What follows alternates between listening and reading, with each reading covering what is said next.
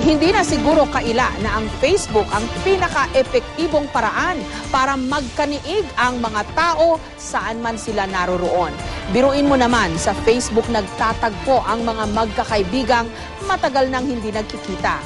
Nakakapagkamustahan ang mga magkakamag-anak kahit nasa abroad. At minsan sa Facebook din nabubuo ang pagkakaibigan at pag-iibigan. Kaya naman nakakalungkot na lumalabas sa ilang pag-aaral na ang bagay na dapat sana'y nakakapagpalawig ng komunikasyon ay siya ring nagiging mitya para masira ang mga relasyon sa mga taong literal na malapit sa'yo.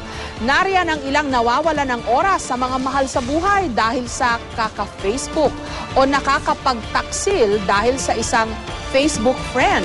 Minsan naman may nag-aaway dahil lang sa simpleng relationship status.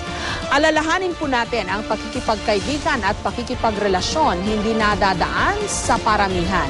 Dahil kahit ano pong relasyon dapat inaalagaan at pinaglalaanan ng personal na atensyon.